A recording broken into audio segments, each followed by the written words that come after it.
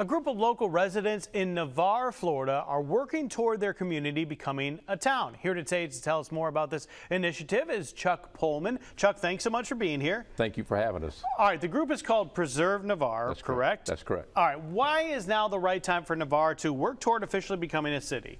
Well, since about 2010, this area has grown about 31%, and it's just been announced by the Census Bureau that in 2022 to 2023, 5,000 more people came to Santa Rosa County.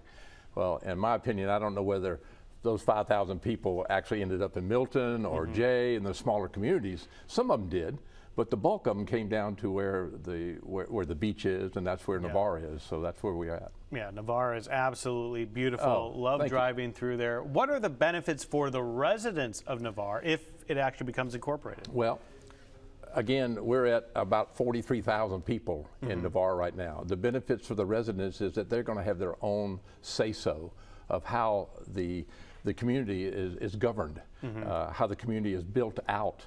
There's a lot of building, a lot of construction going on, but the infrastructure has not kept up with the building, and so they're behind on infrastructure. And to me, the citizens are out there saying they're reaching out to the county, and the county can't take care of us. So they need some voice, and the voice is become a city, is the way we feel.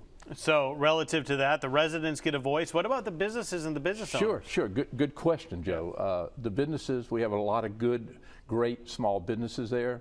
They're perfect for the area, but they're struggling too.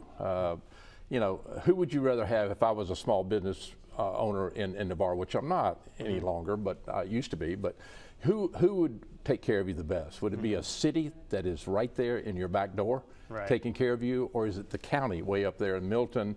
And you never hear from the county taking care of a small business. You know, a small business can go to a city, if you're a city, and to their city hall and say, I need some help with some funding or grants, whatever, some special incentives to help my business expand. County's not going to do that. Yeah, so you wanted to address too, if someone has concerns about taxes with this becoming an incorporated area. Right. I've been living back in Navarre for 28 plus years. I live there. I don't want my taxes to go up either. Sure. But the short statement I can make to you, Joe, and the people out there is that I really believe that Navarre is worth it. I'm willing to pay a little extra on my taxes to have the city right there taking care of the people of Navarre and the businesses of Navarre. It's only right that they do that.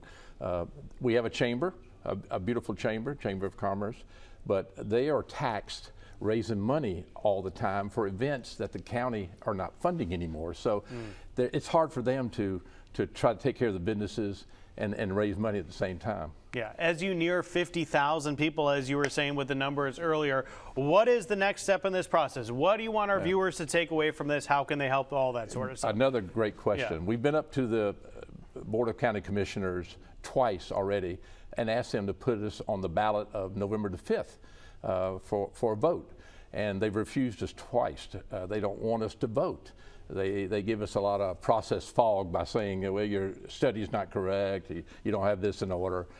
We've actually asked our state representative to come up and explain the process, and he did that about a week and a half ago, and he explained the process. And so we're going back up a week from today, and we're going to ask them to put us on the ballot one more time. If they refuse, which I think is not the American way, we need to vote on items. We need to put things on the ballot so the people can vote. They're taking that away from us, and that shouldn't be.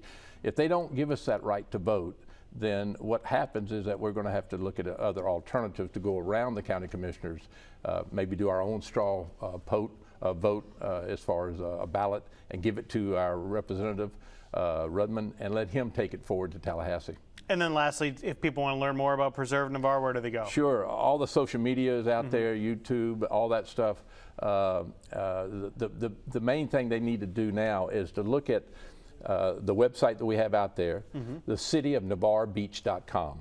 Okay. That's where it's up and running. That's where they need to go and look at everything. There's also a donation button on there too. And Sure. I would ask that anybody is available to donate for the cause. You know, $10, $20, $30, whatever. It's important that they get behind this movement, because it's a chance that we have that right now in front of us, that we've become a city, and we need that. And the last thing I want to leave you with is that the theme is, you know, it's your voice, your vote, 2024, incorporate Navarre. All right. Thank you so much for your time, Chuck. We're going to have a link to that website on the Studio 10 tab at fox10tv.com if you'd like to learn more. Appreciate it. Thank you very much. All right. Chelsea.